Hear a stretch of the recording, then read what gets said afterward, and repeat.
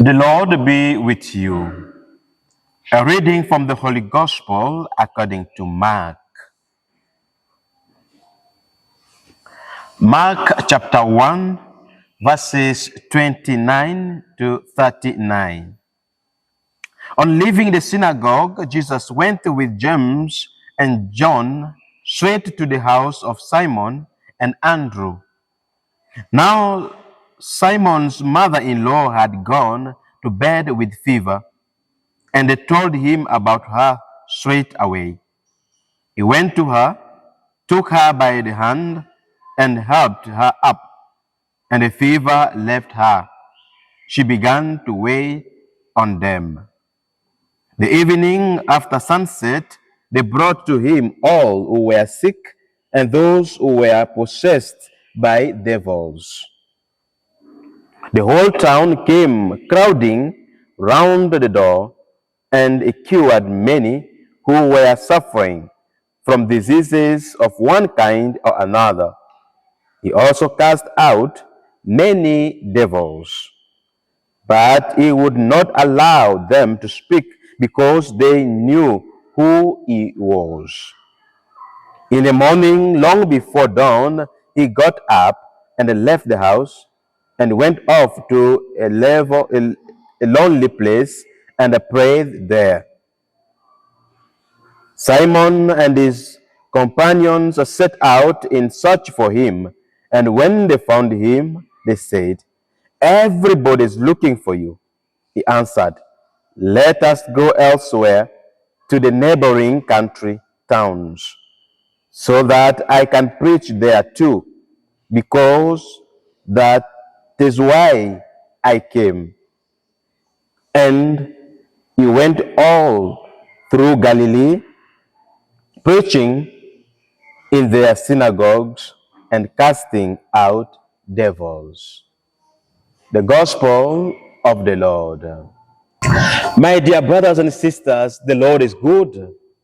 All the time, the Lord is good. Indeed, the Lord is good. Today, from our readings, we have heard how God is merciful. And the mercy of God is rooted in His love. And His love is for our well-being. From the first reading, my dear brothers and sisters, we heard, or those who have the chance to hear about it, it is talking about the suffering. Actually, for us to understand the mystery of suffering, suffering always leads us to healing. And every time we face challenges and difficulties, we need to look up to Christ for life. Therefore, sufferings, my brother and sister, we should not look at it as a punishment, but should look at it as a way to healing, a way to life, a way to salvation. The second reading, St. Paul is telling us, let us be surrounded by the love of those who are sincere and honest to us. You know, whenever you suffer, whenever you experience difficulties and challenges, and you are surrounded by the people who love you sincerely, I tell you that suffering loses the burden. But when you suffer and you are surrounded by the hypocrites, then the burdens becomes heavier. Therefore, my dear brothers and sisters, let us be truthful and love others as we should. And coming to the gospel, we heard how Jesus was ready to heal. Jesus is always looking for us to heal us. You and me, we might be broken. You and me, we might be suffering. You and me might be going through difficult experiences and challenges. We need Christ in our lives in order to receive life. Therefore, my dear brothers and sisters, what can we take home today? Let us experience suffering in a different way from now on, because the suffering of today will always lead us to salvation. The suffering of today, which is not only physical suffering, but which is more of sacrifice. That's what we talk of Christian life. Christian life is about sacrifice. And whenever you sacrifice for something, we look for a greater glory.